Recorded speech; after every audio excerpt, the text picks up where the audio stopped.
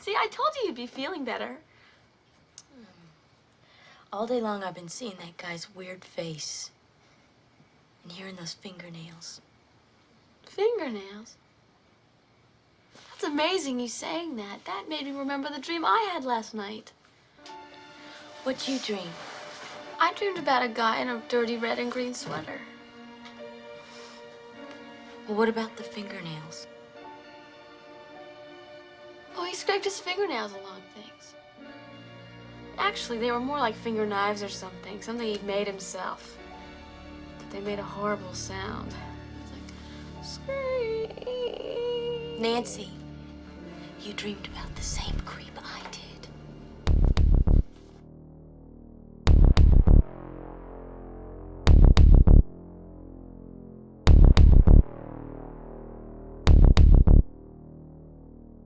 I can't find my Jason Voorhees jumper. I'm quite pissed. But there you go. I have no idea where it's gone. I'm really annoyed. I realized today, actually, that 15 years ago, Wreck came out. It's 2007. Ooh. Oh, I did notice though that Wreck 2 is on Shudder, so I must watch that too. Oh yeah, you didn't see it in the end, did you? Because I remember when we were talking about the top fives, I was briefly discussing Wreck 2 with discussing Wreck 1 in my top 5, and you hadn't seen it. You should definitely see Wreck 2. It's going to be a toss-up tonight between either watching the final 2 hours of Stranger Things or potentially watching Wreck 2. Yeah, I can't get involved in the Stranger Things. I never got on that bandwagon. It just did nothing for me. So I really like Stranger Things the first season. I thought it was very good. Season 2, they added some like comedy humor elements, but they kept kind of the horror as well. And I was like, okay, it works. Season 3, I was like, it's just too much on the comedy side, and I didn't like it. But season 4, they've gone back to the horror type element. I'm like, this is great. It's a lot more entertaining than season 3 was. Although it's weird. From what I've seen, the main antagonist villain, of course, no nose. That's what they all have nowadays. No nose. Oh yeah. Such a fantasy name, Vecna. Yeah, he looks cool. Name. He looks cool, and I like the effects are great. That must have been a good 4 or 5 hours, I'd say, for a full body effects like that. Probably. Yeah, I like it, and it's not it's a real person, not a CGI monster. Yeah, it's an actual guy in a suit. Yeah, but yeah, I thought that was quite cool. It just times flies. 15 years ago, Wreck came out. I remember watching it at school during my A levels. But the reason, 15 years ago, because we are on episode 15. Hey, sneaking in the esoteric facts. Well, there you go. Tell you what, even more fun fact from that is that it's been 15 years since Wreck came out. It's been almost 30 years. In 2 years, it'll be 30 years since our film of today came out.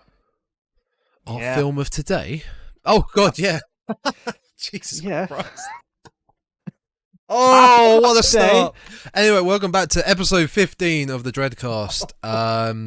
I think I've said this for the last few episodes, but here's hoping we can get back on track and no big life things happen, because my life has been non-fucking stop for the last couple months. Both of us, I think, have been pretty busy since we last did Freddy versus Jason. That was fun. Probably about it was early June, wasn't it? Yes, because once we did that, about 2 days later, I flew to Oman for 2 weeks for work. Yeah, you flew to Oman, and then I think a few days after that, I flew to Scotland for a wedding. Yep. So I was away. I saw the kilt. I've been busy. Yep. Yeah, I know, it's a great kilt. Saw the kilt. It was beautiful, beautiful. Leaves it all to the imagination. What horrors are under there? What horrors? We could maybe do a podcast on that kilt. You could do. It was. I mean, it's surprisingly easy to put on. I thought it'd be really hard, but actually, it's very easy to wear. Fun fact: is it like a skirt? Not that you would know. No, you don't put it on the same way. Not that I know how you put a skirt on. If you're a bloke and you put on a skirt, that's perfectly fine. It's fine. It's fine. We don't care. We don't judge. It's different to putting on a. It's interesting because they've got like two belt. Oh, just a freaking word again. you'll hear me stopping and starting every time I say a certain word in this episode, but it's got 2 belts on it. It's fine. It's fine. So you put one way and you clip the belt through like a little buckle and you tighten it. Then you go to the other side, you tighten it as well. So it kind of holds you. It holds you in place. It holds the kilt in place. And then the top part, it's just a shirt, a tie, and a waistcoat and a jacket. They do look very comfortable, to be fair, kilts. They are. Well, I have worked out since wearing this kilt that it is a pain in the butt to keep putting a kilt. You have to keep brushing your kilt out from underneath you when you sit down. So I now know how it feels like for all those people who wear skirts, how annoying it is. Yeah, but it is. No, I can imagine. Yeah, I can imagine. Yeah. Fun fact though, I sent a picture to my missus and I said, "This is what I look like in a kilt." She's like, "Oh, yeah, it's really lovely. Look great in it." And then she sent me a text going, "Yeah, so Jazz got hold of the phone and she posted that picture to my Instagram story." And I was like, "What picture?" She went, "That one of you in the kilt." And I now have people messaging me saying, "He's quite a catch." And she was like, "I can't delete the post." And I was like, "It's fine, just leave it up. It's all right." What's on the internet is on the internet forever, no matter how much you try to delete it. Just like this mediocre podcast. What do you mean mediocre? My missus loves our podcast. She listens to it every day. Well, when a new episode comes out. Every day? Not every day. We don't have enough for every day. No, we don't. We really don't.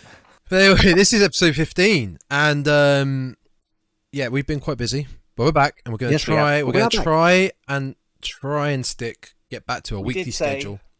Before we went on our short break, that we'd make a plan, but that never happened.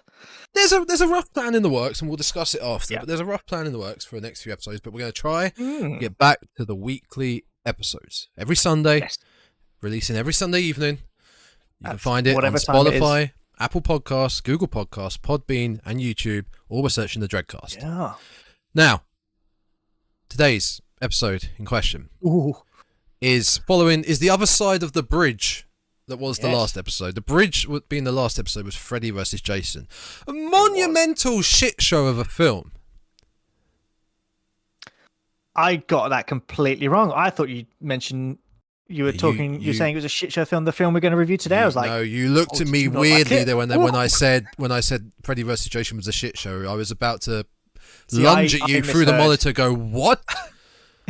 Agree with me, sir. I thought you said you said the film we were reviewing today was a shit show. And I'm like, oh my god, this is going to be a bit of a battle of opinions today. Well, you say that it's not a shit show of film by any means. No. But I have many opinions on this film, which I think is going to be great for this discussion because. Yeah, I think we'll disagree. I know I'll disagree with a lot of stuff with this film. Because I feel like you like it better than I do. I also feel probably. I don't really. My notes. I didn't really intend to do a full synopsis run through of the film, like we did with Friday the 13th. We can talk about our pros, our cons, and we'll just discuss it. You know. Yeah, it's such a famous horror film. We don't need to stuff like Pin. Trauma films, I think it's good to give the description because not many people would have seen it. Yeah, with the film we're reviewing today, if you haven't guessed it already, is of course A Nightmare on Elm Street, the 1984 classic. Whoa. Didn't actually say what the film was. No, we didn't. We just kept mentioning the film, the film of today, as we should do an episode where we don't mention the whole film, the film at all, and people have to guess what it is. What I think they should do is, if any horror writers are out there, write a film and call it The Film with No Name, so we can't actually call it anything. That'd be great. Film with but today we're reviewing a film with no name. Yeah, but what's the name? It has no name. So a girl has no name, as they said in Game of Thrones. And that's true. But yeah, I did the same as you. When I was going through the film, I tried to look at it as not a straightforward. This is what happened in the film, because you can just go on Wikipedia if you want to. Or don't go Wikipedia. Watch the film. Watch the film instead. It's always better to watch the film. But I like picking up on all the little what do you call it?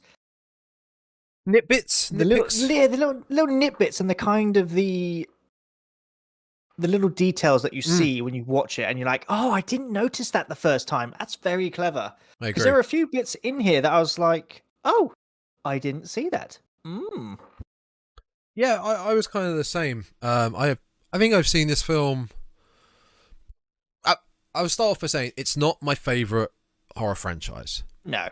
There are probably like most of the classic horror franchises. There are more bad films in the franchise than there are good films. Yeah. This is a good one in the franchise. Number 3, the third one is probably the best one in my opinion. That was Dream Warriors, wasn't it? Yes, set in the. That was a good one. It's a mental asylum, but it might be a young offenders one. It might just be a young offenders one. I believe it was a young. I believe it was a psychiatric hospital. Yes, that was it. Yeah. Yeah, because there was that scene with the. The scene with puppet. the tendons and the. It's the puppet. fantastic. It's fantastic, and the TV coming out the TV. Yes. Yeah, yes. it's that to me is the best one. This is the close second, but yeah, there are more bad films in this franchise than there are good, and this one is a good one. This is good. It is good. When I watched this film, the first thing that came to my head was how it's actually kind of different to A Nightmare on Elm Street 2 and beyond. Because when you watch this one, you're aware of it's actually a straightforward horror film. Slasher film, sorry. Yeah. And it was only in, I think, 2 and onwards that they kind of started making it a bit more of a horror comedy, especially when they gave Freddy his more dark-humored, like joshing with his victims. Whereas in this one, you're like, no, he's just like, I'm an ass, I'm an evil guy, I'm going to kill you. Straightforward. Yeah. And he's not really seen either in this film as well. He's kept in the shadows quite a lot. The later ones, like you mentioned about it adds a bit more of a comedic aspect. Kind of reminds me of, when a Saw film would come out, you'd be thinking, right, I can't wait to see what kind of traps they've come up with. Every Freddy film after that was kind of, you got different variations of Freddy, whether he'd be like a little mutant or he'd be on a pizza, or what sort of creative way did they come up to make Freddy just some grotesque being? Yeah, there was a couple of instances in this one where you obviously first see him in the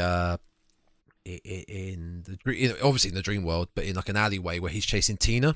And the arms. He's got elongated arms. Yeah. The thing about this film, you say it is quintessential slasher. Yeah. But it gets going from the start. Oh, it does. It doesn't follow the trope which I noted and wrote down, where you normally get a killing. You get you meet someone in the first second, they get chased, they get killed, and then suddenly opening credits, title crawl. Yep. And then we get into, okay, let's start to warm you into, here's our cast. The happy music. Here's the happy music. Here's our cast. Here's them having fun. Here's what's going on. Oh, this is a bit weird. No. That opening scene with Tina continues, and her story continues in the first act of the film. Yeah. Until she's killed in by Freddy with his elongated arms.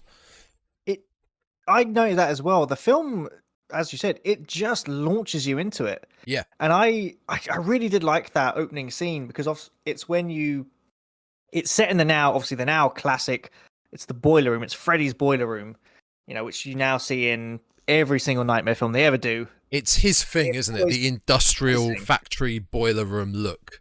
And it's where we get to see him crafting his knife glove, whatever he calls that, his knife glove, whatever it is. And I just like that bit where you're seeing him, you're like, oh, okay. Because that kind of followed one of the tropes of the slashers, where you see the main guy, you never see who he is entirely, but you're like, okay, they're sharpening their weapons now. It's like, okay, or they're going to use a machete, or he's picked up a knife, he's sharpening a knife. And we get to see that with Freddy. And it was different because it was a case of, he's using a glove. Okay, cool. Interesting choice. But it's the first thing you see in the film. You don't see him, but you don't see him visually, like face, body. You see his arms and him doing the process of making his weapon. I can't think of many other horror films where you are introduced to the killer in the opening credits. Normally, like I said, it's the tropey thing of a mysterious death, cruel. Then we get into the film, and then you start to learn about the killer. Whereas this, you see the killer instantly, and then it's midway towards the end of the film, you start to learn about Freddy, and then you start to learn more about Freddy in part 2, part 3 onwards. Yeah, like this is like, think of here's Freddy, a slasher that does. But I wanted to say Michael Myers in the original Halloween, but it's the child Michael. It's the so child I don't Michael. know if that really counts. No, I think because technically in Halloween you're seeing everything from Michael's point of view as a child. Yeah, it's probably the closest we'll find, I think. That's probably the closest, yeah. Obviously, Texas Chainsaw, my go-to. No, the first... No. I mean, Leatherface, like we said when we talked about him, doesn't appear till about 40 minutes into the film. Yeah, and it's out of nowhere. Jason, I mean, say part 2. Yeah. It's because it's a continuation. You don't really need an intro. Like, he can just... The killer can just pop up at any time. Scream, I guess with Drew Barrymore, maybe? but again, Scream, opening credits of a character who's not going to be in the rest of the film. She gets killed. Yeah. Then, opening scene, character's going to be filmed. She gets killed. Splash on the screen, Scream. Then opening credits, and then we get to the school. And no, it's not school. It's back to Sydney. In A Nightmare on Elm Street, where do we actually see the title? Because I don't recall it being at the start of the film.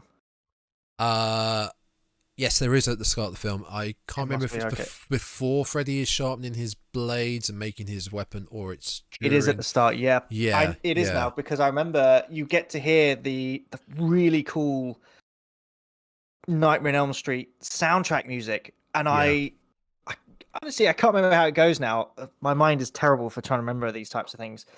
But the one thing I thought when I was listening to that soundtrack is how much it reminded me of like the 80s and 90s video game soundtracks, because it's very... The closest thing I can think of is chiptune-y. Yeah, I guess to go with chiptune, because it is that sort of synth music kicking in, and I was like, if...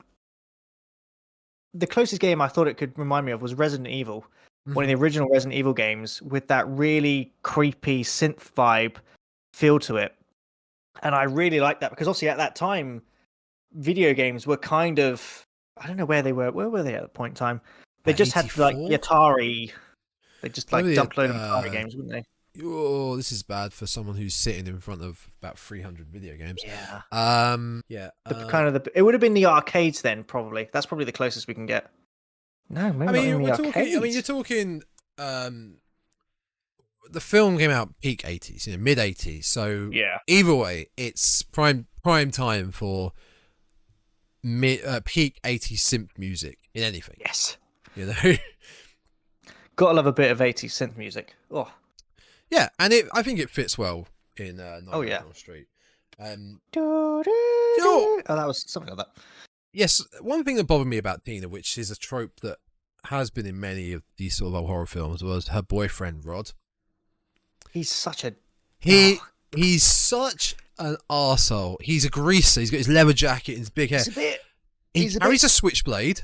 Touchy-feely, is a bit too hands-on-y, I thought, as well. Yeah. Especially with Tina, it's like, hand over the mouth, and I was like, okay. All these meathead boyfriends in these sort of films, these sort of horror films. Yeah. They're... Say Tina is, the best friend of Nancy. Nancy. Yeah. Who's your sweet, innocent little girl. And the best friend is always normally a bit edgier. Who's then with the even more edgy, about as edgy as a fucking Satsuma, Rod.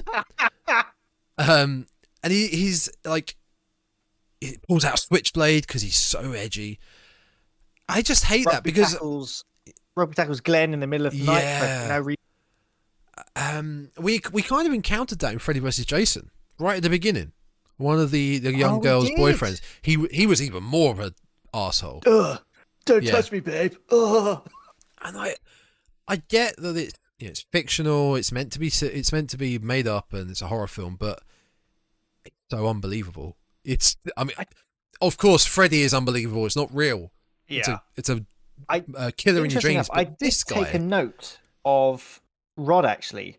It was just something I happened to be... Where's my note on Rod? No, that's... Oh, yeah, leather is super crunchy. Yeah, I remember that now. That. We'll come to that a bit later. But it was how... It's when you get to see a close-up of Rod's face. I think it's when he's in the cell. Yeah. And I was looking at him, and I was sitting there going... He's kind of like, it looks like someone took Prince and Michael Jackson and kind of like merged their faces together a bit. Yeah, I could see that. And I was like, again, it's like, yeah, that's prime time 80s. Like those two were kind of kicking around, and I was like, yeah. That's with a bit of John Travolta greaser hair. Yeah, John Travolta biker stuff. While we're on Rod, I got more to say about this fucking guy. Okay, we're dumping on Rod now. I'm dumping all over Rod. So, as we discussed, Tina is kind of your main girl in the first half of the film, in my first third of the film, I think, because she's focused on entirely even before the film really starts. Like I said, and when she is finally killed by Freddy in the bed with Rod, do you remember? So they're all at the same house together. Oh, yes. Yeah, they're all at the same house together. Rod and Tina are making whoopee upstairs, really loud, that Glenn can hear. Glenn played by young Johnny Depp. In her mother's bed, of all places. Oh, it's the hottest place to do it. Oh, God. It's the sexiest place to do it, obviously. And as you mentioned, Glenn, young Johnny Depp, first role. Yeah. So they're making whoopee. It's really loud. And when they're done, obviously you pass out. And Freddy starts to kill Tina in her dream. Yeah. Rod, all he does to save this woman is just look at her and go, Tina! Oh, yeah, he does. Tina! Tina! Like, this girl has been clawed at and is gushing blood. She is now thrown up onto the ceiling, falling around. Which, I was just about to say Exorcist. That is a cool visual. I actually really like that visual because it's a scary visual. You have no control. You're being pulled around the ceiling, covered in blood. And again, he's in the corner going, Tina! Tina! Tina! Yeah, it was, he was pretty useless, shall we say. That is the word, useless. Absolutely useless. Oh dear. Interestingly enough, I have a list of some facts, which I actually had some facts about this film that I even took before I watched the film. Mm-hmm. One of them, of course, when we are introduced to, because obviously Robert Englund, iconic horror icon now, plays Freddy Krueger. He's actually credited in the film as Fred Krueger. It wouldn't be until Nightmare on Elm Street 2 and beyond that the character would become known as Freddy Krueger, which I thought was great. What's better? I think Freddy is better because it kind of rolls off the tongue better. Freddy Krueger rather than Fred Krueger. So I like Freddy a bit more.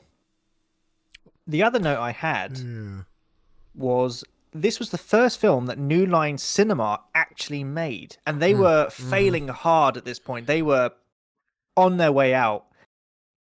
And when they released A Nightmare on Elm Street, they made it on £1.1 million, and it grossed 57 million worldwide.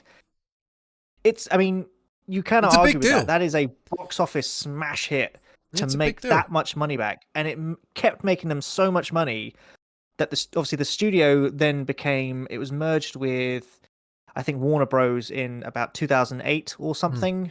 So it doesn't exist anymore. But its nickname was the house that Freddy built. Because without Freddy Krueger, there probably would have been no New Line Cinema after that point. So there you go.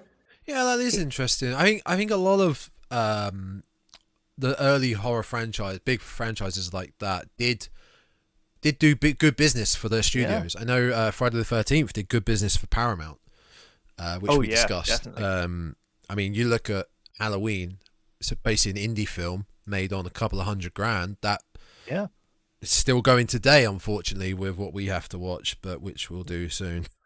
Now, even so, not looking forward to that. Did you, during the credits, Yeah. Did you catch one of the names that appeared in the credits? Quite interesting. He's another quite very famous horror industry player. John Saxon? Or was. No. Give me a clue. He worked on another big horror franchise. Okay. Okay. Would you like another clue? I would. It was the other franchise that we covered in the last episode. Okay. All right. Yeah. Okay. I'm there. Yeah. I'm there. And now, Okay. male. I can see. I can see the cogs turning. He's getting closer. Are we talking about the gentleman who played Jason? No, it was. Shall I tell you who it was? Yeah, go for it. Go for it. So this is obviously Wes Craven's. Yes. Yeah. Now I have a note about this. That's interesting. I'll come afterwards. Yeah. And Wes Craven, especially in the second half of when they were filming this film only took about a month to film. It was very short. Yeah, very I short believe that. timing. And I believe it was the last half of the filming. Wes Craven got help to make the ending of the film, and he hired Sean Cunningham to help him finish off the film. And of course, 4 years earlier, Sean Cunningham created Friday the 13th. So in a way, you could also say Sean Cunningham was like, I was also responsible for Freddy. In a way, they've been in sync since the beginning. Yeah. But throughout this film, what I noticed, and I kind of hope that he carried it forward into Scream, was the elements that kind of the similarities that Ghostface shares with Freddy, if you think about it. Obviously, Ghostface is a parody of slashers, but when you look at the two, Freddy was kind of the blueprint for Ghostface. So he was the slasher who taunted his victims, mostly with humor, as did, maybe not Ghostface to a degree, but they had this sort of back and forth, I'm going to kill you, but I'm going to taunt you while I do it. Which the other slashers, especially Jason, Michael, I don't know, all the other big slashers, Leatherface, are like, no, I'm just going to kill you. That's it. Stop there. And I that. I haven't got a blank stare. I'm trying to think of other now, like. I know. Chucky. I was about to say Chucky, but then Chucky also kind of taunts. Chucky's a weird one, actually. To be fair, no one knows really what he did. He became, as much as I love Chucky, he became way too self-referential in the later films down the line, to the point where you're like, these films are a nightmare, just a mess. Yeah, I kind of see what you mean. Freddy is definitely the king of the taunt. Taunting is it's like an animal playing with its foot, its prey. Yeah, and so that's why when I was watching this film, it reminded me. Well, not maybe not right. Yeah, it reminded me of the Scream, because there are those similarities, sort of there. Maybe not directly, but you can see how when he came up with Scream, he thought, "Oh, I kind of did this in A Nightmare on Elm Street, so we'll just do it again." But my final fact before we get back to the film is the big slashers at the time were Leatherface, Michael, and Jason. They were kind of the big ones in the 80s, and none of them spoke whatsoever. So when Wes Craven created Freddy, he wanted him to be silent, but then thought, actually, I'm going to have him speak and not wear a mask because the other three do that. So Freddy was kind of one of the first slashers who didn't wear a mask. Yeah. Well, I mean, out of the mainstream slashers, there were plenty of others. The big, I don't know, 4 or I don't know, depending on who you put in your big main slashers. Players. Yeah, your main players. Yeah. The ones who are still going. That could be quite a good segue, actually, working on, because I've got some thoughts on Freddy himself. You say he doesn't wear a mask. Okay. He doesn't wear a mask, but visually, face-wise, he's... Oh yeah, he's crispy. He's crispy. He's very crispy, but also it looks... His whole head looks like it soars. You know, like loads of different sores, like pussy, bloody sores all over his head. Probably related to the burning. But I've never found Freddy scary. No, I haven't either. I don't think he's designed that way.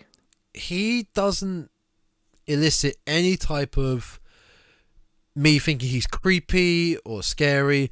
Someone like a Michael Myers, that is scary. That's a scary look, in my opinion. That is a dead face and barely moving. Freddy, you've got this cheeky, smiley grin. You could go down the pub with him. Yeah, it wouldn't end well, maybe. But you could. Probably not. There's again back to the scene where he's chasing Tina down the alleyway. He's jaunting back and forth. And then the hat. There was always something about it that never clicked with me. It's with Nightmare on Elm Street. It never clicked with me as this is a true horror film. This is because it never really scared me. I want to say he gives off that appeal of, your dad when he's trying to scare you, and like you said, he puts a funny hat on, and he comes at you through the corner, ooh, and as a child you're like, oh dear. Yeah. I will say one thing. He looks a lot better in the original than he does in Freddy vs. Jason. He looks a lot. Yes. He looks a lot more vile and grotesque in like the burns and sores. Where when Tina, I think it's Tina. Tina gets trapped in the boiler room, and she asks him who he is, and he just opens his shirt and goes, "Here you go." Cuts his chest open, all the maggots just come out. You're like, what? Oh yeah. Oh god. Incredible. Yeah, fantastic practical effects. I mean, personally, if I was Tina at that point, I'm like, that's gross. You still haven't told me who you are. Yeah. I shall call you Maggot Man. Oh, there we go. But again, that's, I guess, the start of what crazy way are we going to see Freddy in this dream? Yeah. I did notice, and again, like I was saying at the start of this episode, that I was taking notes of the things that I missed the first time around. Yeah. And one of the things I missed was, it might have been when we first meet Tina and she's running in the dream. There's a really cool shot of her trying to escape Freddy.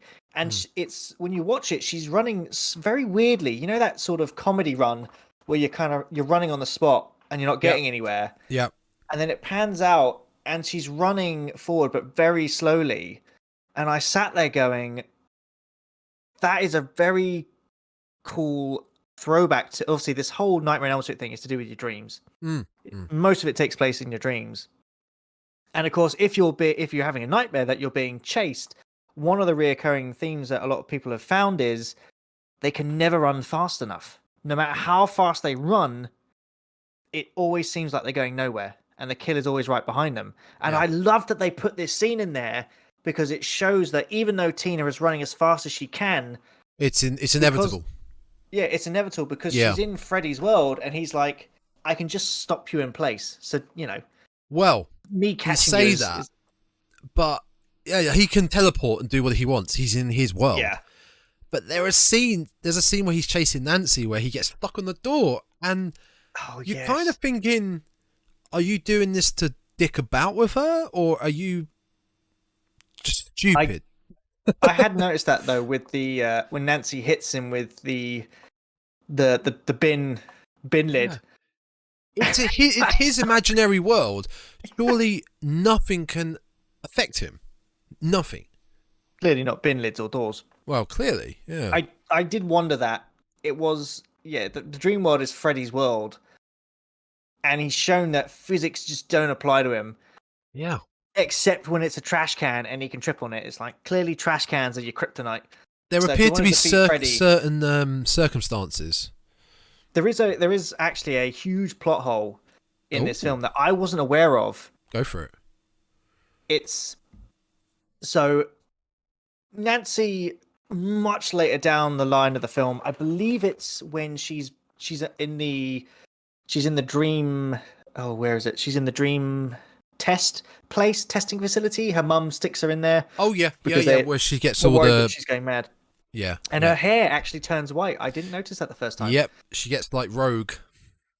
So basically, Nancy grabs hold of Freddy and she comes back out of the dream, and no one believes her until she goes, well, I brought his hat back. Yep. And she brings his hat back. And that is when Nancy realizes, oh, if I wake up and I'm holding something in this dream world, I can bring it to the real world. And like, great. She starts formulating her plan to defeat him. If you rewind the film, however, back to when Nancy gets Glenn to guard her. Yep. When she wakes up from the film, wakes up from the film. When she wakes up from the dream, sorry. If you watch the scene, she's actually holding onto his arm. They're in bed, tightly. Right? They're fighting him in her bed. They're fighting in bed, and she's holding him, and she wakes up, and everyone sat there goes, if waking up in your dream, as we find out later, brings things into the real world, Freddy should be there. And I was like, oh, I didn't notice that the first time, but yeah, that's a bit of a plot hole. That is. I hadn't noticed that at all. That's a good one. So yeah, they're fighting on the bed, and she's got her arms around him, and she wakes up. So Freddy should be right there in that bear hug. Which, of course, when we get to the final act of the film, she grabs hold of him and she wakes up, and he's there with her. Yes, yeah. So yeah, there you go, plot hole. Sorry, Wes Craven. I didn't mean to rip your script to pieces.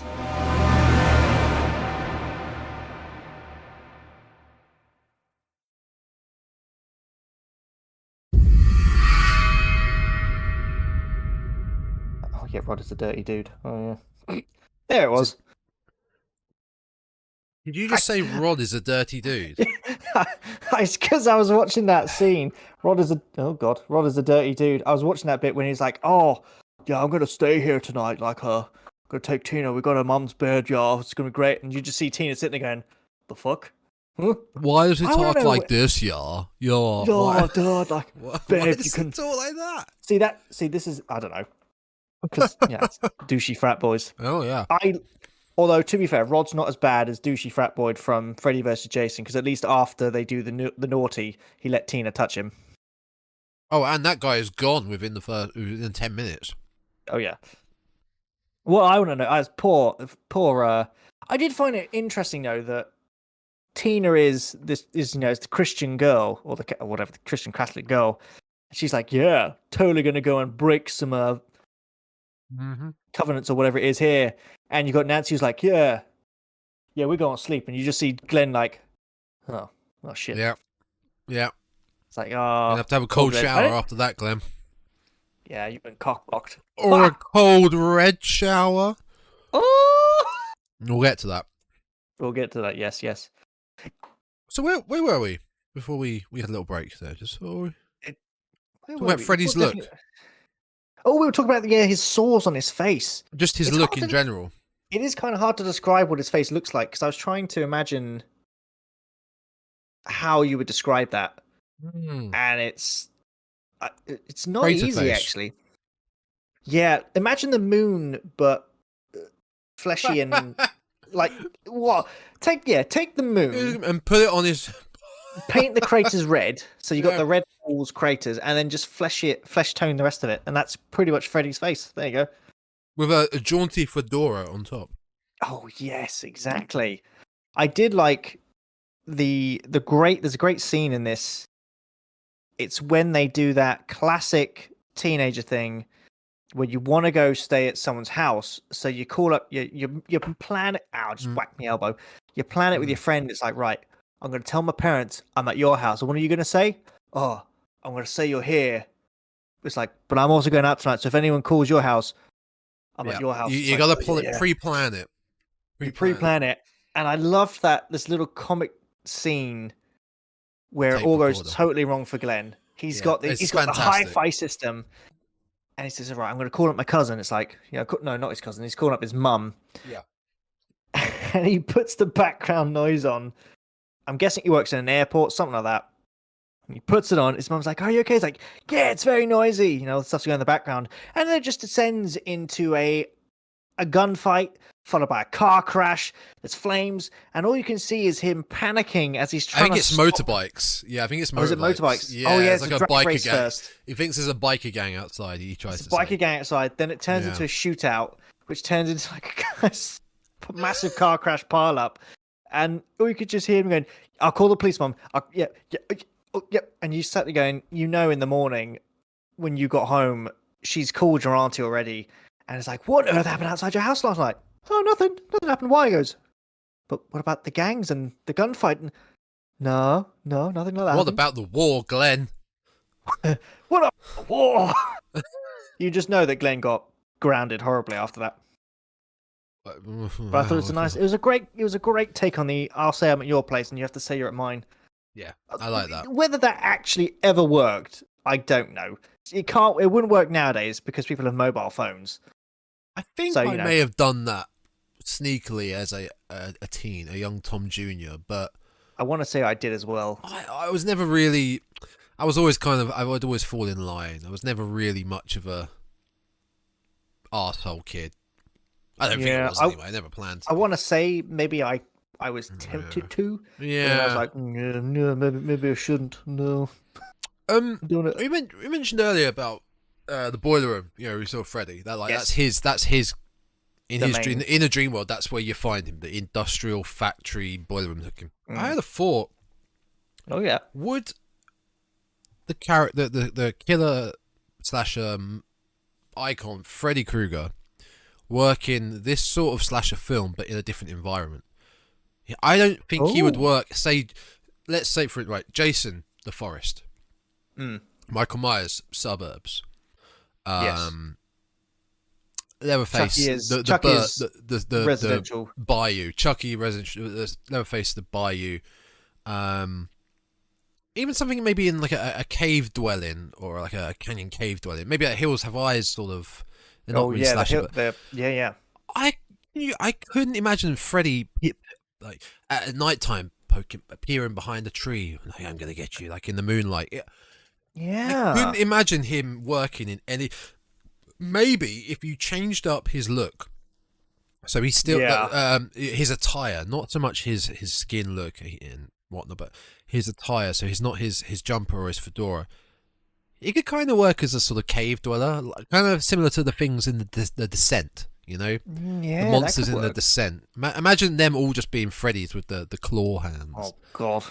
But he wouldn't really fit in any. Michael could kind of work in the forest, I think, in a forest camp setting. Jason can easily work in a suburb setting, city setting. We've been there. He can work in any setting. Leatherface, I think, could work in a city setting. I don't know. There's a butcher that's actually doesn't serve animal meat, it's human meat, and he's in the back chopping the victims up. Bit like something like that. It's Sweeney Toddish. Yeah, something like that. But Freddy's a tough one. See, I would agree with that. Freddy is tricky to because he exists in the dream world. So that's the thing. I think that's what I really like about these slashers. Is it when you watch the franchises, you don't just become, attached to I mean, you don't get attached to the survivors really, especially nowadays. Most of the survivors, you just like, they're gonna, it doesn't matter unless they are, you've got the final girls, you've got your Nancy's, you've got your, who was the girl from Scream? Was she Nancy as well? Sydney. So you got Nancy, Sydney. We've got Laurie. You've got the back when the final survivors were. They had a good backstory, and they built them up. So you were like, I really want you to survive. And I would say that with these franchises, you don't just come to love the main villain or their final survivor, but you also start to love the environment that they come from. Yeah. And I would say it's actually probably quite tricky to take any of the slashers out of their environment. So for Leatherface, he works well because he is that kind of mentally unstable hillbilly in the dingy sticks in the middle of nowhere. Yeah. And if you were to take that kind of hillbilly and stick him in a city, he would stick out like a sore thumb. Same with Jason. Jason is a survivor. So he's a survivor to a degree. So again, if you were to stick him, I don't know, Actually, no. Jason would survive. Jason would do well, maybe in Leatherface's domain, in that open environment. Yeah. But if you were to take Michael Myers and stick him in a forest, for me personally, I think he would look out of place. Yeah, I think obviously the only exceptions are Freddy, because of him not being real. The ones we've talked about, maybe monsters, but they're real people. They're real flesh and blood. Especially in their early films, they are I mean, Leatherface never went supernatural, did he? Though. No, but they're real flesh and blood. Even if Jason did come back from the dead, he's still in our world. Whereas people like Pinhead and the Cenobites and Freddy are not from this world. So, well, Freddy was, but then he's died. He's become something else. Technically, so was Pinhead. That is true, actually. Yes, which you find out later on. That's why when I first watched this film, this is when I really liked this film because it was different to the first film. It was different from the other slashers because, as we just said, Leatherface, Michael, Jason, there could be people like them in the real world. You know, the ones who are sort of unhinged. There are people that, to be fair, there are people in our history that have done way worse than these guys have. Yeah. But Freddy was different because they took that logic, especially that childhood logic. You know, when you're a child, it's dark. The boogeyman. The boogeyman. You've gone to the toilet and you've stepped out of the toilet with a light, and you're like, "Oh my god, it's pitch black in my house." Yep. And I have to get from this solitary light source of protection to my bed. I got to get under the covers, and I'll be safe because then I can fall asleep. I'll be safe. And I love what Wes Craven did was he went, yes, you're safe in your dreams. No, you're not. No. And I must admit, after I think I watched this film, I did have a few nightmares because I'd be lying there in bed going, my God, if I fall asleep, am I going to dream about Freddy? And that is kind of what, especially in the films as you watch it, that is what builds up the mythos, is the more people talk about him, the more he gets in the back of their mind. Yeah. And of course, when you dream, it is your subconscious mind trying to understand and process certain things. So you can see why Freddy was kind of a great success, because the more people talked about him, the more he's probably going to start, reliving rent-free in your brain. And you can't forcefully wake yourself up from a dream. No, you can't just decide, I'm done dreaming now. Yeah. It's like, see, Freddy, I'd like to wake up now. Your brain's like, no. I'd like to go home now, please. I'd like to leave. oh dear. Yeah. See, I would love it. I've only had a lucid dream once, which is where obviously you're aware that you're dreaming, and I was gonna have a great time. I was like, oh my God, I was lying there. I was like, I'm dreaming. I can do anything I want to do. What should I do? And the surge of adrenaline I had, whilst not surge of adrenaline, but the mass amount of I'm dreaming woke me up. And I remember waking up. I was like, I've just woken myself up from my lucid dream. I was like, no. I was like, it's all right, I'll go back to sleep immediately. I'll get back into it. And I never did. I've never had a lucid dream again. And I was like, the one chance I had, and I squandered it by realizing I was dreaming. There's a so question. Annoying. Question, right, about the film. Yeah. I have a favourite shot in the whole film. I have a shot that I think is actually fantastic. Okay. Do you have one? Could you think of one? Ooh. I can't really actually know. Well, for me, it's got to be one of the death scenes, probably. It's close to a death scene for me. Ooh, it's the claw in the bathtub. Oh yes, that is a good one. Like, now I've just said it. For me, it is such a fantastic shot. It's not the lack of intense music. The lack of like boom boom boom. Jaws, for example, but the lack of intense bassy music. Yeah. It's not a jump scare. It's a simple shot, Nancy in the bath, and it's not my favourite shot because of where the camera is placed. It's placed right at her crotch, leg spread. Yes, it heavily implies something. Heavily implies, very inappropriate. But the claw just comes out of nowhere, and it's slow. It's not intense. It's slow, and you can kind of feel, I don't know, like that annoying audience member going, "It's there, it's right there in front of you, get it." I know that. And it's a simple claw up, and then it goes. And it's the beginning of what's going to happen next. It's enticing you in instead of a jump scare or an intense moment. I know that this was not my favorite scene in shot because I had way different notes on this scene than you did. So, not obviously the scene is. I think they use that shot as well in a lot of promotion shots. They use that image of the glove coming out. Obviously, you probably couldn't get away with that nowadays because it is widely inappropriate. Not back in the 80s. I must say, when I was watching this, I felt like the parent kind of thing where they tell you not to do something or like to be careful, and you're like, oh god, I don't listen to you. And it was a great moment where the mum knocks on the door, which is when Freddy's glove goes away. And she looks at the door and she goes, oh, Nancy goes, don't fall asleep in there. You could drown. And Nancy's like, God, Mum. And the next shot you see of Nancy is she's slipping down and the water's like on her chin. And I was watching it go, my notes is literally like, Nancy, the water's almost in your mouth. It's like, you could drown. Yep. And then obviously, she gets, I don't know, I really want to know how they filmed that scene because she gets pulled under the bath. And there's just a great moment where she's always like popping up and down. They must have built a really big tank. It would have been. I mean, to save costs, it would have either been a cheap bath. They would have cut the bottom out and just made it deeper. Put it on top of a tank. Yeah, and that's how she can keep coming up and down. As amazing as that shot is, the ending of the scenes annoyed me so much because the mum can't get into the bathroom. Yeah, I had this note as well. About the locks? Yeah. Right.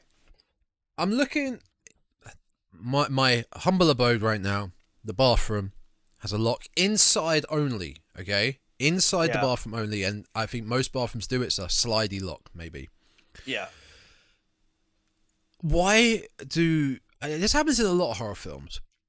Why? Because, a survivor will try and run away and lock themselves in a room inside a house. Yeah. Why do these rooms have locks that are key locks?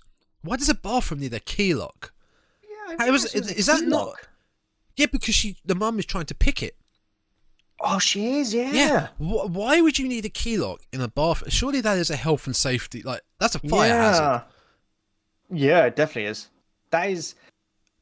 Oh, yeah, why do bedrooms need key locks? I've never. Maybe it's a British thing. I don't get it. It's now at this point in the film, we're probably about 45 minutes into this film. Yeah. Obviously, Tina's dead. Rod's. I think Rod is in jail, isn't he? Rod's in jail at this point. Yeah.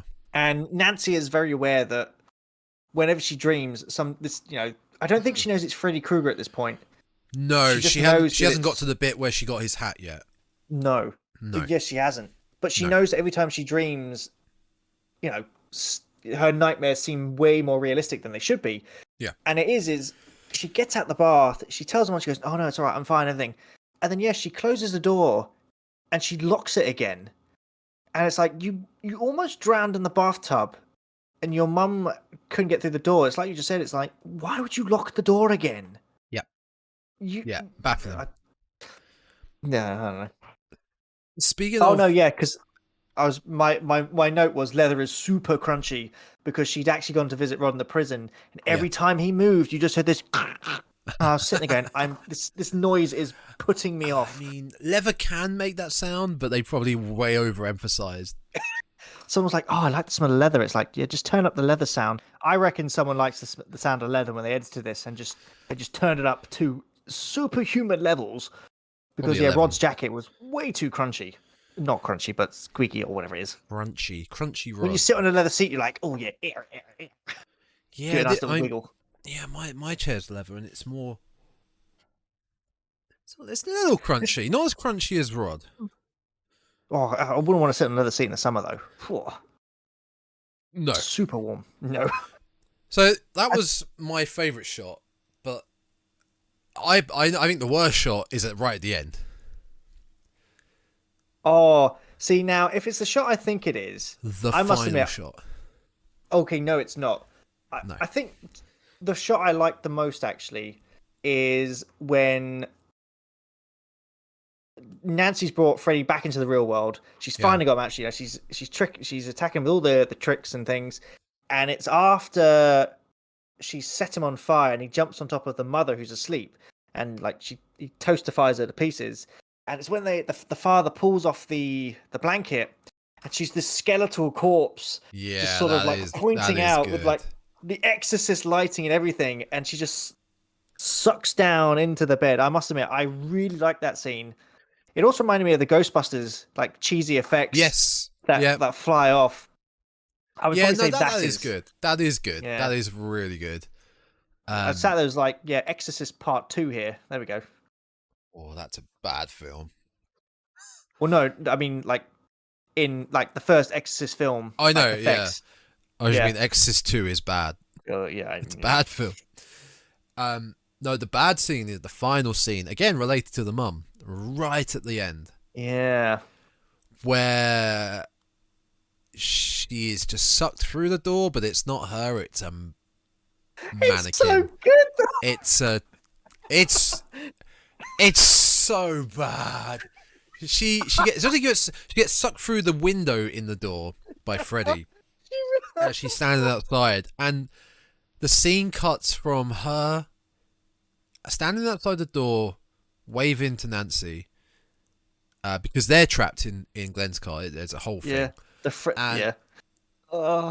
Freddy's back. He breaks the glass, reaches through, pulls her, but the camera then cuts not to the actress, but to a dummy. May as well be a crash test dummy, and just pulls it through. It's some sort of. I must admit, I was going to go with the blow up doll because it has to be able to be squished enough to go through that window.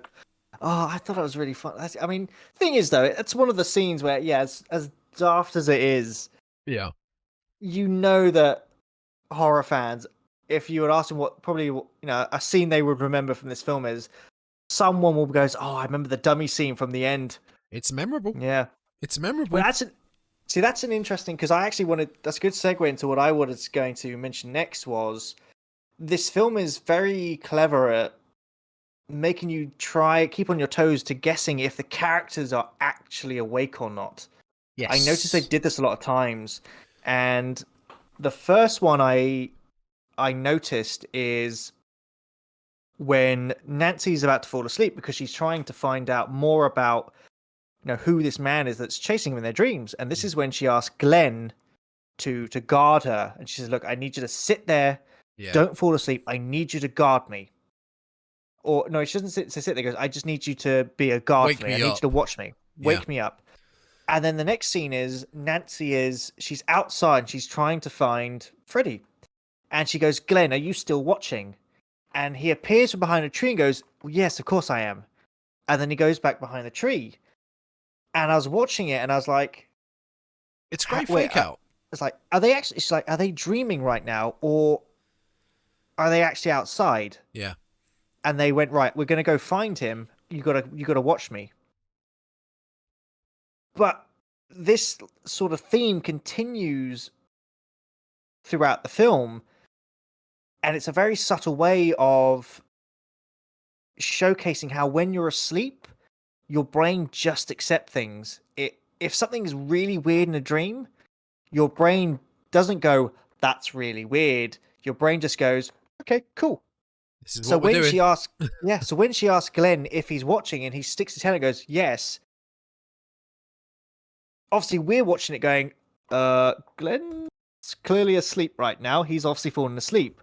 But to Nancy in that dream world, her mind is going, "Oh yeah, cool. Glenn's there. He's watching. Yeah, cool. No worries." When she wakes up, she realizes he's asleep, and she absolutely has a go at him because he fell asleep. It's clever though. It's a very clever scene because it is kind of like a fake out, but at the same time, like you said, you wouldn't know. No, you wouldn't. No, because your brain will just process whatever is going on. And it's it's actually, we see this, I think before this got the Glen Guard. Because at this point in time, Tina's been long dead by this point. Yeah. But there's a scene after Tina dies, Nancy goes to school and she's sitting in English class listening to Shakespeare, which if you've ever gone to a UK school, Shakespeare is the one thing that's guaranteed to probably try and put you asleep. Oh, you'll always get it in English. You always get it in English. And that's what happens. Nancy falls asleep. Yeah. And she looks to the side and she sees, actually, this is probably one of my best shots. She sees Tina's body in the body bag. It's like, it's in the body bag. And she goes, I need to... Quick interruption. I discussed something about that after this, about Tina in the body bag. Okay. But carry on. Carry on. And the Tina corpse just goes, hello, Nancy, or something. She says, hello, Nancy, or something. And Nancy just looks at her again, because she's dreaming, she goes, oh, cool. And I think she says, follow me. And the corpse shuffles off or whatever it does. And of course, to Nancy's brain, it's like, all right, cool, let's do this. But of course, as you know, when you're the viewer, you're like, surely that would, if that was to happen to you in real life, you'd be like, a corpse is talking to me. What the fuck? This is not right. But when you're asleep, your brain's like, a corpse is talking to me. Yep. All right, let's go. Whatever. Let's do this. It had like vibes of The Sixth Sense there. I don't know when The Sixth Sense came out. I think The Sixth Sense came out way later than this. Oh, yeah. Sixth Sense was late 90s. Yeah. But it had that it was 99, maybe. It had that feel to it where, oh no, I don't want to go into Sixth Sense. I mean, would that be spoilers? No, it would be spoilers, because the boy in The Sixth Sense, he can see ghosts. Yeah. And that scene in that school in The Sixth Sense, it always creeps me out. Is when he sees the kid and he's like, oh, it's another kid. Oh, hey there. Kid's like, oh yeah, hi, how you doing? And he turns around, you see that he's got a massive bullet hole through his head. I must admit, when I saw that for the first time, I turned the film off, because I'm like, I just got creeped out too much. Never good intro to horror. Yeah, I mean, it's a great film, great twist, but that particular scene at school, I was like, oh no, too much. Yeah, that's a good. That's good. And then you see, she ends up running into the hall monitor, which ends up being Freddy. Oh, yes. Which you can tell by the jumper. Yes, it is. She's wearing the sweater. This is the only film, by the way. This is the only film where Freddy doesn't have the stripes on his arms. It's the only one. It's only on the chest, right? It's only on the chest in this film, but in the rest of the films, he's got the stripes all the way down the sleeves as well. I wonder why that was changed. To be fair, they changed his appearance a lot. Yeah, I mean, we have Demon Freddy in Freddy vs. Jason. Yeah. With his pointy elf ears. Oh God, yeah, it wasn't good. Yeah. No, we're not talking about that film. I did learn that Kane Hodder actually auditioned for Freddy, because Wes Craven wanted a stuntman to play Freddy, but then quickly realized that in order to get the Freddy he wanted, he did need an actor. I'm trying to visualize in my head because Kane Hodder's a big guy. He's a very 6'2", something like that, 6'3". But he's stocky as well. He's a big built guy. Yeah, I mean, he did technically play Freddy in Freddy vs. Jason. No, Jason Goes to Hell with the hand, because the hand thing. Yeah, but it's the hand as a whole body and seeing. I mean, like you said, it doesn't wear a mask, Freddy, so you can see it's Robert Englund's face. You cover it up as much with much prosthetics as you like. You can still see it's Robert Englund's face. Oh yeah. So then you'd be seeing Kane Hodder's face, which you rarely see in horror films, because he's covered up wherever. If he's, I think he plays Victor Crowley in Hatchet. I believe so. Yes. Obviously, Jason always covered up with whatever. You never really see Kane. So trying to visualize what a Freddy would look like as a big Freddy with Kane Hodder's face. It wouldn't look right. The thing is, again, it wouldn't look right because Freddy is in the dream world. Freddy is all powerful. You know, he's the king in the dream world. Yeah. But when you look at him physically, he's kind of a stick. He's not that big. Yeah, he's quite pathetic, really. He's tall and he's lean. So yeah, if you were to stick him next to Jason or Michael, you'd be like, well, these two are clearly more powerful. And again, if you had Robert Englund play Jason, you'd be looking at going, no, it doesn't work, because I think that's the thing is, obviously now we're used to Jason being, a 6 foot plus and, built like a tank. Yeah. Because you're like, yeah, that's Jason. And any other variation would be like, that's not Jason. Yeah, completely. Yeah. The thing I mentioned about Tina and her body bag. Oh, yeah, you didn't see the likeness, did you? When I rewatched this, I laughed so much when does the scene start? I wrote this down. When the scene starts, it's the scene after. It's the morning after Tina's death, and Nancy wakes up in the house, comes downstairs, and there's a TV on in the kitchen of Nancy's house. Her mum's watching the TV, and it's a news report of Tina's death. Yes, it is. Kid murdered on the street, and the footage is obviously a camera guy on the scene. The footage is of the coroners wheeling out Tina. Okay. Like real close-up shot. It's only like a 10-second shot. They're wheeling out Tina. This is on the news, and Tina's in this because it's a clear body bag near enough, isn't it? It's not like black. It's clear. She's laying on. She's laying on this gurney. I think it's a gurney. Yeah, a big gurney. Yeah, trolley gurney. And her arm just slipped. Her dead arm just slips out of the bag, and they don't even try and lift it. No. I just laughed. I couldn't even imagine that. Say someone down the street had passed away. Doesn't have to be like a killer. Passed away, and even the paramedics or whoever comes to pick the body up, just wheeling it out, and suddenly half the body just collapses off the gun. I couldn't believe. I laughed so much when that happened, and you're not meant to. Yeah, and it was very bloody. It was a very bloody arm when you see the clip. Oh, it was. It's caked in blood. See, I missed it because I kept rewinding the scene because I wanted to know at what point did the coffee cup that Nancy is holding appear. She walks downstairs, no coffee cup in her hand, and then she's talking to Mum, and her mum is like, "Oh, you shouldn't be going to school." It's like, "No, I have to." And she brings up this coffee cup, and Mum's like, "No more coffee." And I was like, "Is that a continuity error?" Yeah, I was like, where did this coffee come from? Yeah. She has this amazing ability to just magic out coffee cups from nowhere.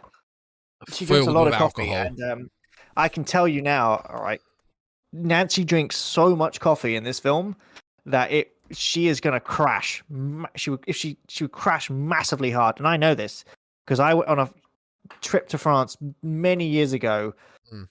My uncle at the time could drink a coffee an hour. I mean, this is a seasoned coffee drinker. He was probably 40s by then, and I was, a young teenager, and I was like, "Yeah, I've never had coffee before. I'll try this." And I thought I could match him for coffee.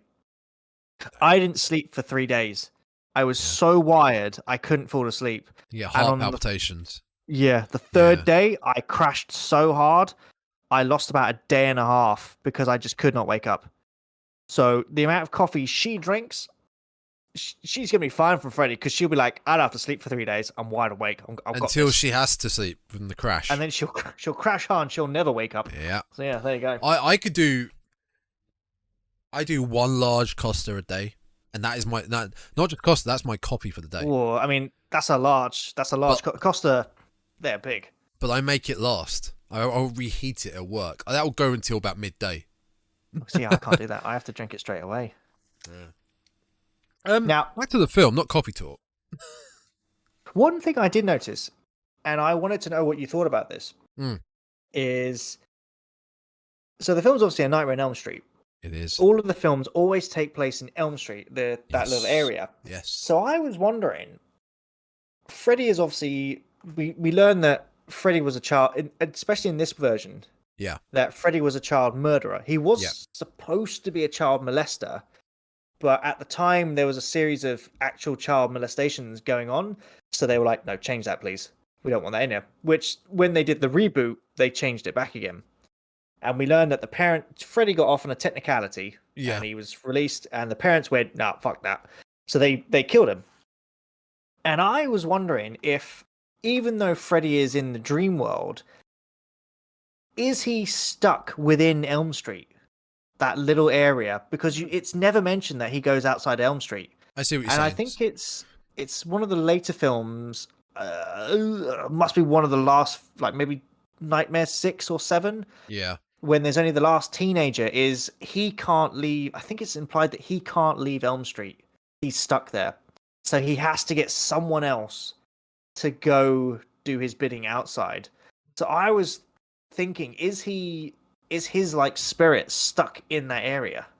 I've never really been too sure on that rule before. That's a good that's a good thing to bring up. I've never really been too sure on that rule, because you could just say, let's move 4 towns over, and that's it. Does he follow you? I don't really know how that works, if I'm honest. Yeah, I don't. I'd have to watch the series again to try and see if it's mentioned. But which we will down the road. We will. Yeah. But I don't think it was ever mentioned if he can actually leave Elm Street, or at least that neighborhood, or the vicinity he's in. Yeah, cause much like I've seen the series, I don't remember them as well as, say, this one and number 3 being my favorite. The rest of the series, that's a good question. That's a very good question. I have got a note that I've completely forgot about. It's the marshmallow stairs scene where Nancy is once again dreaming. I thought it was great. And she's running up the stairs, and Freddy, he smashes his hand. That poor door gets broken so many times. That poor door. And he smashes his hand through the little window, and you see him talking as Tina's voice. And I'm assuming it's supposed to be... There's a mask. Yeah. I'm assuming it's supposed to be Tina's face. And I was looking at the mask, and I was like, that looks so much like Michael Myers right now. I was thinking more like Leatherface with the skin. It was like it was like a skinned face on his face. Well, because it's very quick, I was looking... Well, not too quick, but I was looking at it like, quick, is that a reference to Halloween? But again, now thinking about it, it's like, or is that a reference to, Texas Chainsaw Massacre? Obviously, it's probably more Texas Chainsaw Massacre. I don't know if it'd be a reference. I think it's more, like you mentioned, him dicking around, toying with his prey. There is a reference, though, to a horror franchise in this film. When she's watching Evil Dead. Yes, she's watching Evil Dead too. Although they got the audio wrong for that scene. So I can't remember. I think they're watching the scene where Ash is getting his chainsaw. He's he's a bit demented. He's getting stuff, but the audio is actually from the infamous tree rape scene in that film, and they put the wrong audio over the top of that film. Why would they do that? I don't know. I guess they just got it wrong or something. But yeah, Evil Dead reference. I think it's because in Evil Dead, Sam Raimi put a Freddy reference in there or something.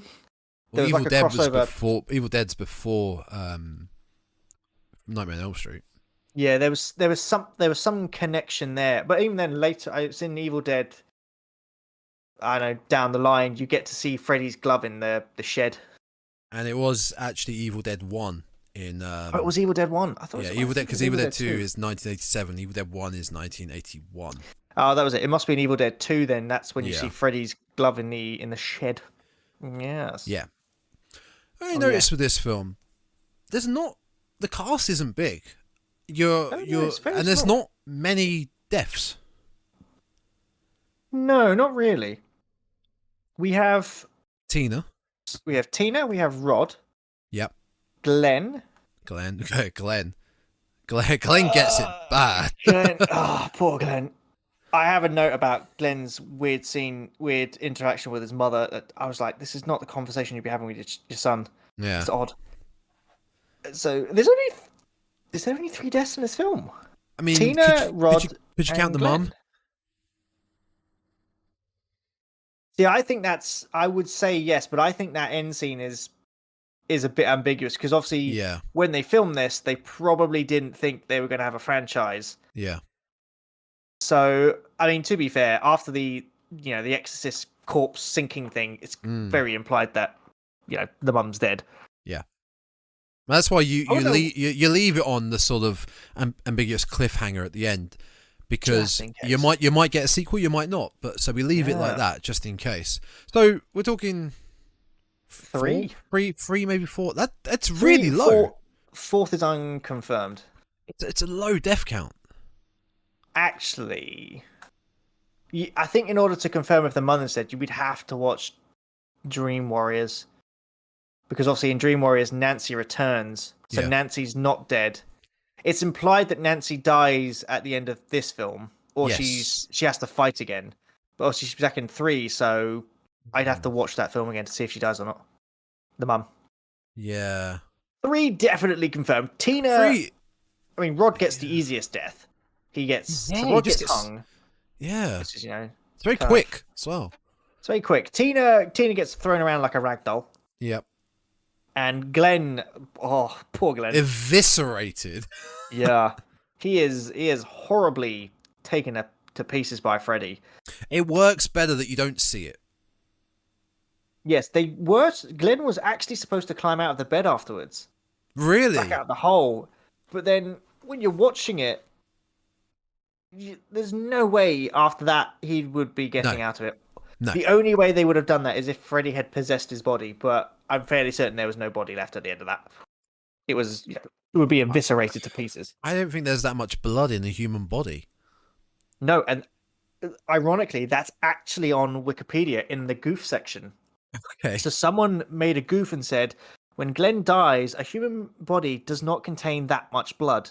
And I think someone edited it to go, yeah, but Freddy's also not real, so, Oh, this come isn't on. really a goof. Like, we know it's not much, much blood in a human, but, Freddy's not real, but Glenn was. Glenn was real. Poor, future Captain Jack Sparrow was real. Yeah, look what Amber Heard did to him in that bed. But what I wanted to talk about, this is one of the weirdest scenes in this film. Yeah. It's just before Glenn dies. Yep. And he's lying in his bed. He's got that really weird too small top for him. Oh, that 80s top. I'm assuming that was one of the American football shirts where they put over the pads. I think it is. Yeah. I think it is. And he's lying in bed. He's got the TV on. He's got his headphones on, and his mum comes in, and she says, "How on earth can you watch the TV or listen to stuff?" And he goes, "Because you got to get to sleep now." And he goes, "Oh, but I can't because Miss Nude America's coming on." Yeah. And she goes, "Well, how can you hear what she's saying?" He's just like, "It doesn't matter what she says. She's naked." Mum's like, "Oh, okay." And she ruffles his hair. Oh, you boys. Yeah, she ruffles her hair and leaves, and I'm like, "Did you?" It's like, oh, you either have a very trusting relationship with your mum. Yep. And she's like, "You know what? I'm not going to say what happens in your bedroom." But at the same time, I'm like, wouldn't you just lie? It's like, what are you watching? I'm watching a horror film. Yeah. Rather than I'm about to watch some late night Skinny Max TV. All right. Could you leave, please? We should take a black light to that room. Oh, God. It was such a weird conversation. The mum's just like, "Oh, you're watching some naked ladies on TV, even though you're clearly 16 and you shouldn't be." Also, this was the 80s, so he's probably had to put in, some card details to or something to pay for this. Yeah. Always get your parents' permission.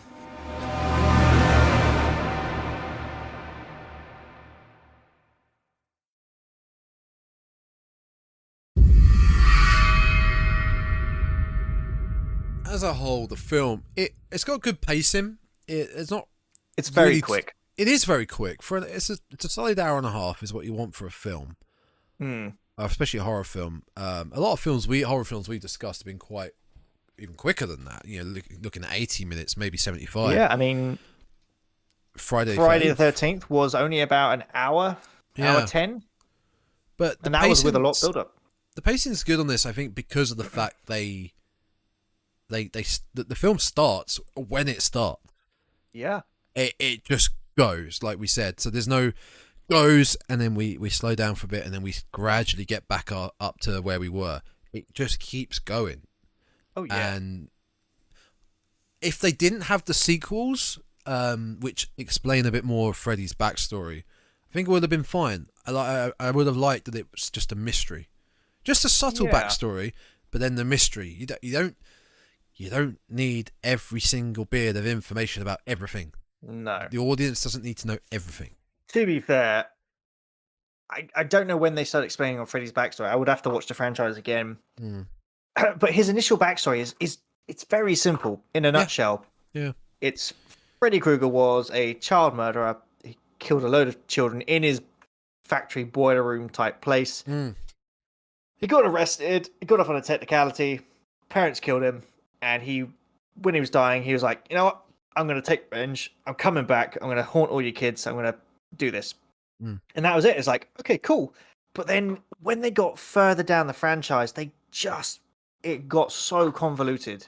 Oh, completely. It was like, so he's this child murderer that was the son of a nun who was raped by 1,000 madmen.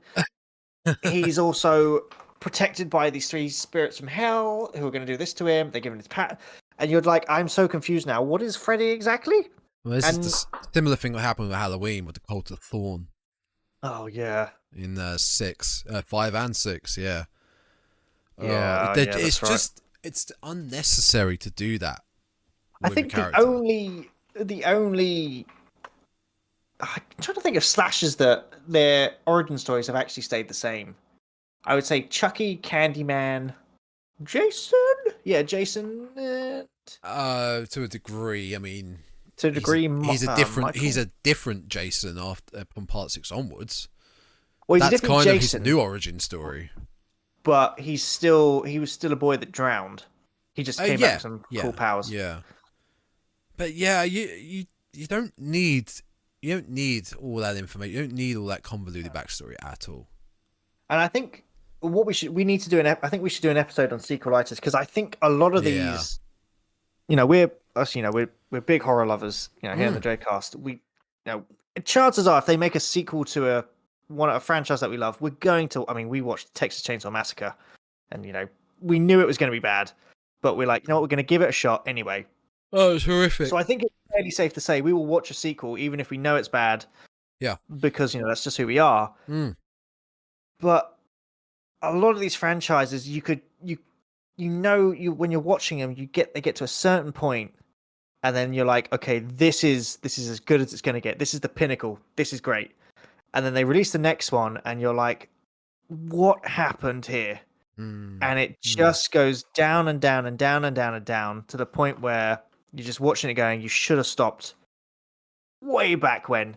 I mean, we were discussing in the Freddy vs. Jason episode that Freddy vs. Jason was Robert Englund's last appearance as Freddy. And you just sit there thinking, that was it. He should have had such a better send-off for his character. And the way he got sent off, it was just like, this is such a shame that this is your last appearance. I know that Blumhouse want to buy the rights to A Nightmare on Elm Street because they want to reboot the series, or do one of those Scream 5 have done. Yeah. Do the recall where they go, do a tangent or whatever it is.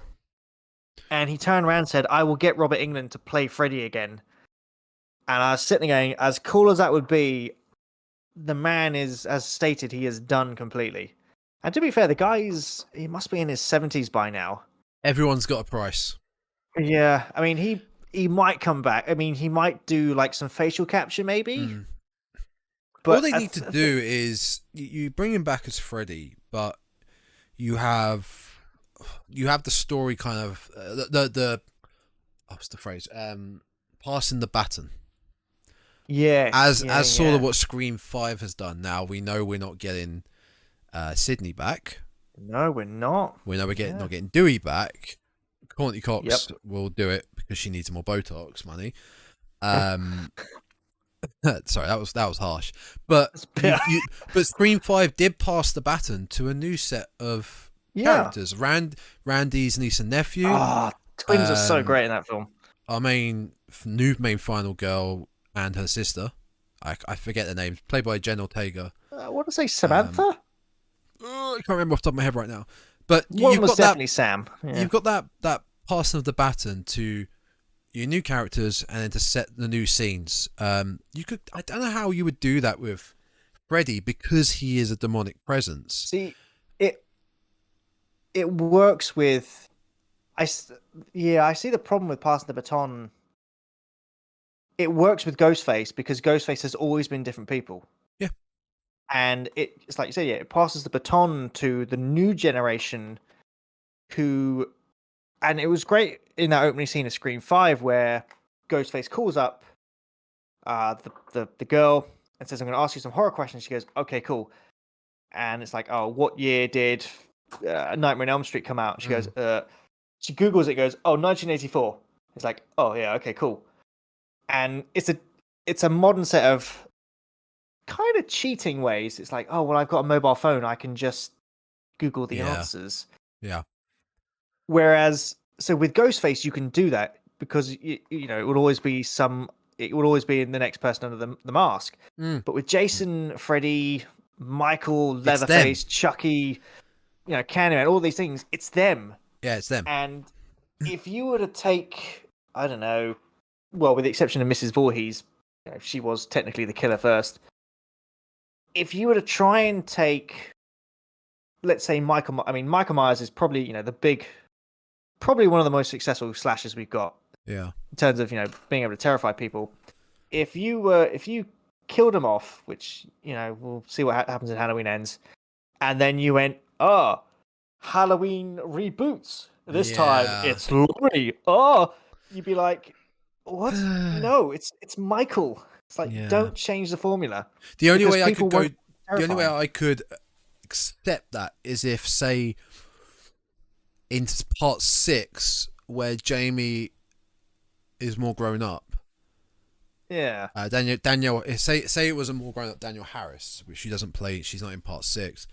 Well, that's not canon now, so you know. It is in my eyes. No, it is. No, that is more.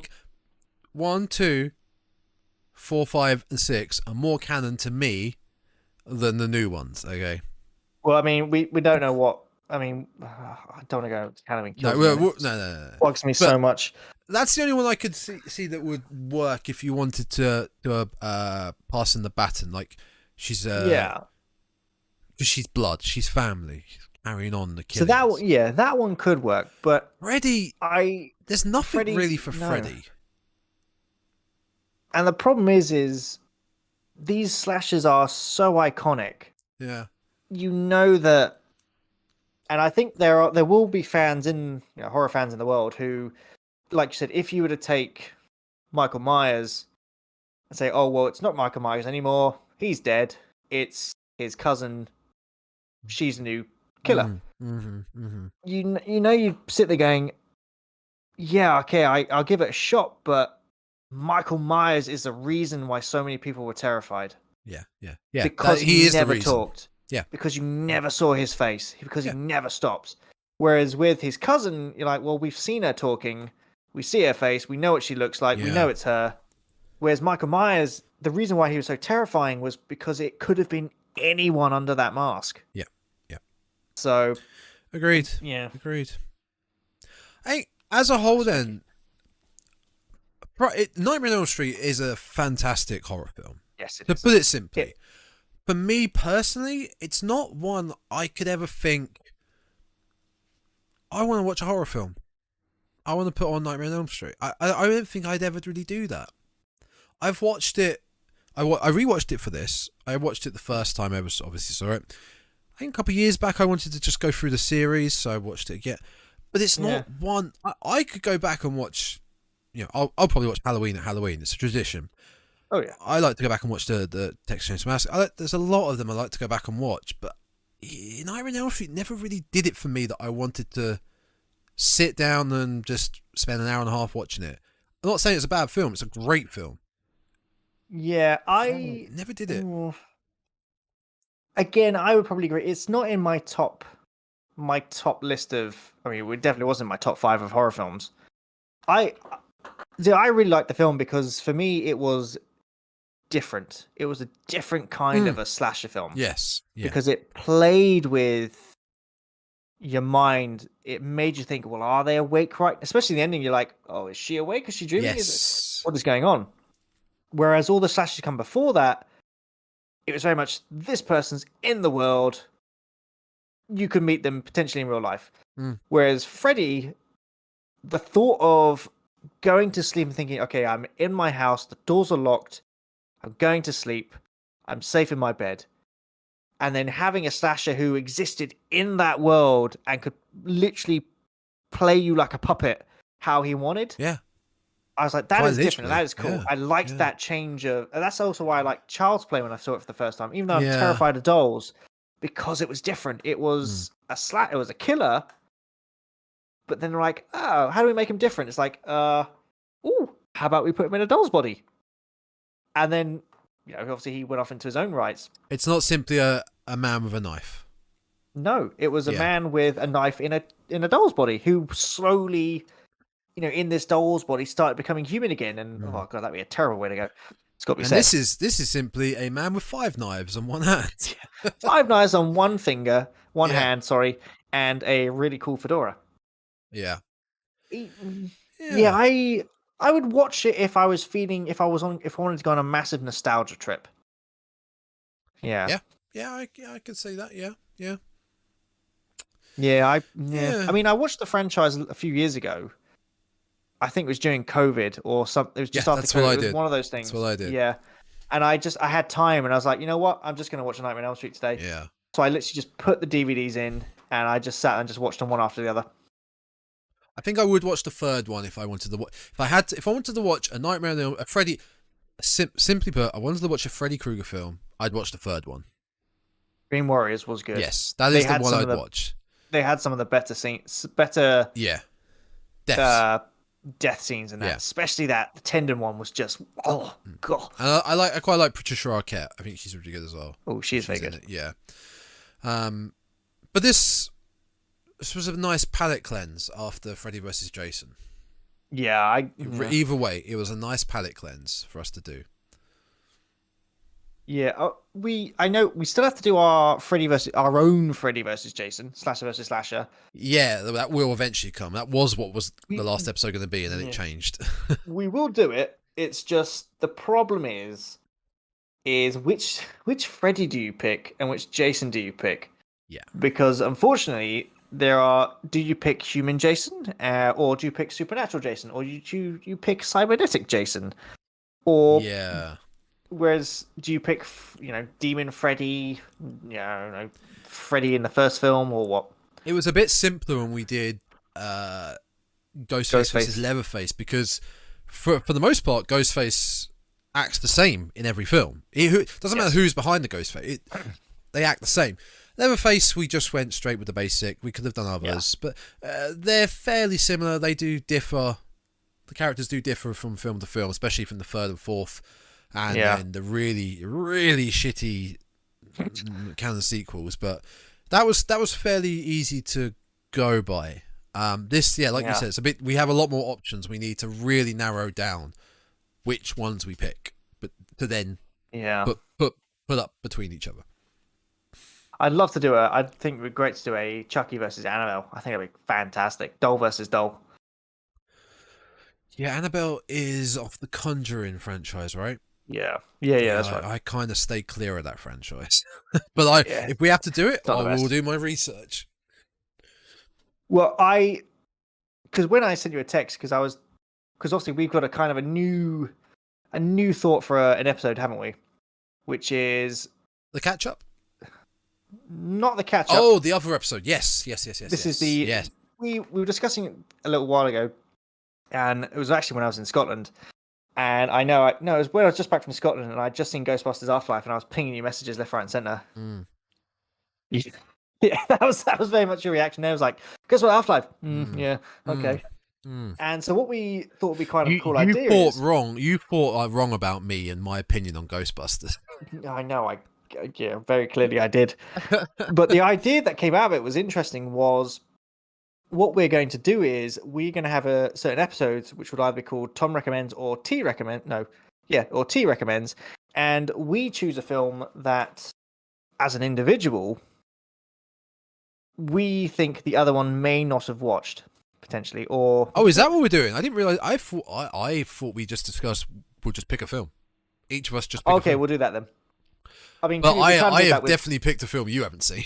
And I'm not telling you what it is yet. Okay. Originally, because I had sent you that I wanted to do Ghostbusters, but then I watched Mad God, and I was like, oh, that is a cracking film.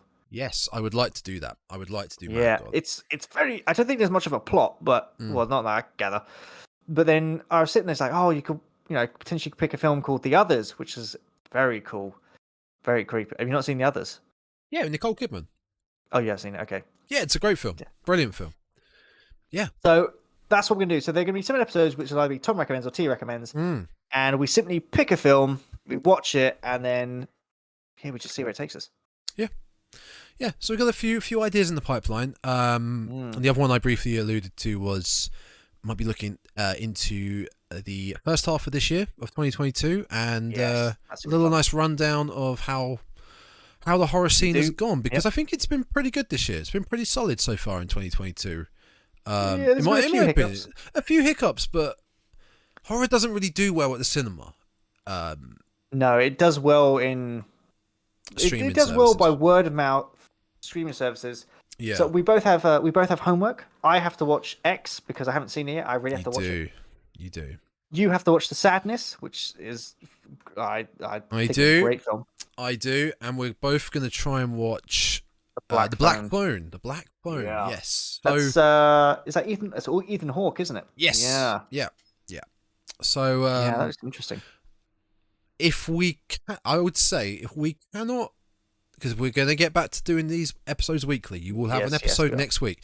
If we cannot get our homework done by next week, the 2022 first half of the year horror catch up. I'm gonna have to find a better title for that. That's way too long. We'll come the week after. We'll come the week after, so we've got more time to catch up, and you'll get something fun next week. Whatever.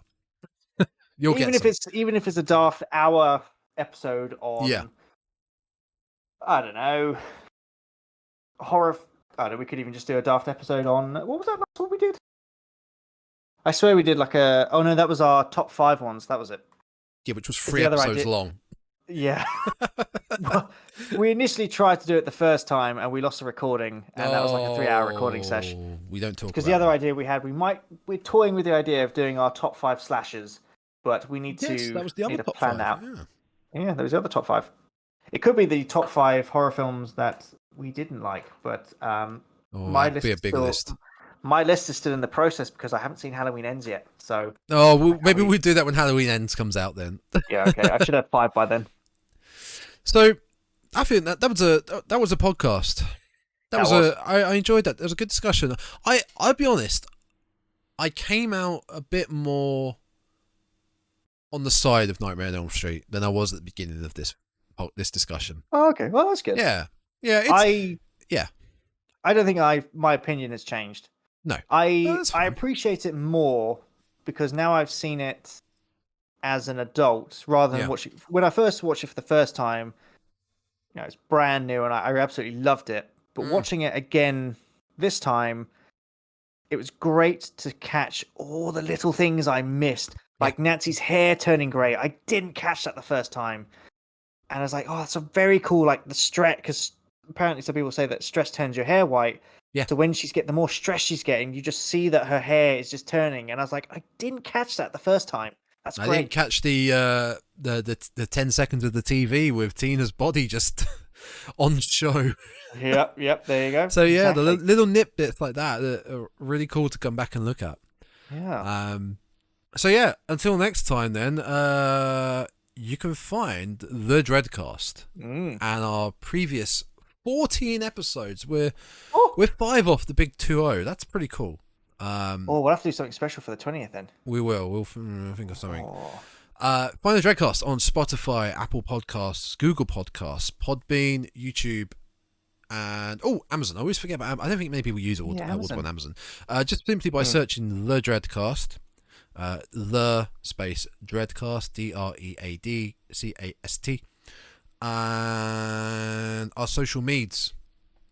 Yes, so you can find me on. Where can you find me? Oh yeah, you can find me on Twitter. It's been a while. Literally, for a sec, I just went blank. I'm like, where am I? Oh yeah, okay, cool. You can find me on Instagram and Twitter at Tainted Souls. Search for the little ghosts and you'll find me. You can find me.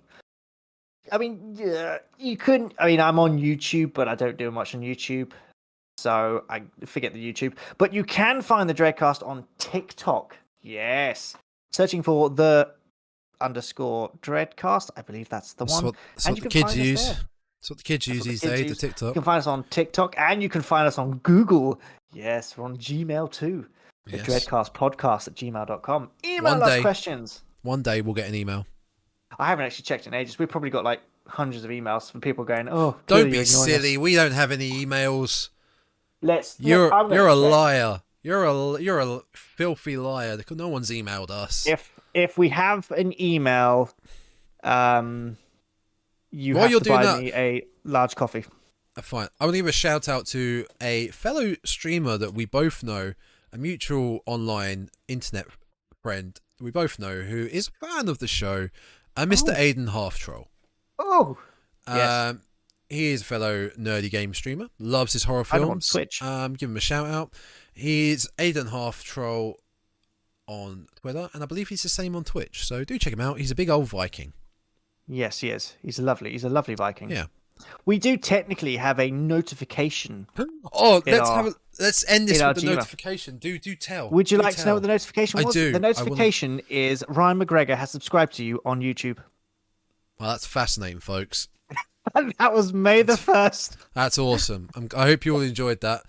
Oh, yes, you can also find us on Instagram. I am doing my best to keep that busy and up to date. That is as I swap the accounts on Instagram to find out what it's exactly called. _Dreadcast. _Dreadcast. Not the word underscore. I do have plans for the TikTok. I have some plans in motion for some videos to be doing on TikTok. So they will come soon, but they just take a lot of prep and planning stuff. I know. You can also follow myself, my own personal Twitter at TomzillaVS. I changed it up. The VS is versus, so TomzillaVS, but VS makes it a bit easier, shorter. So yeah, until next time, where hopefully we can get our homework done, but if not, we'll have something for you. Don't worry, and stay creepy.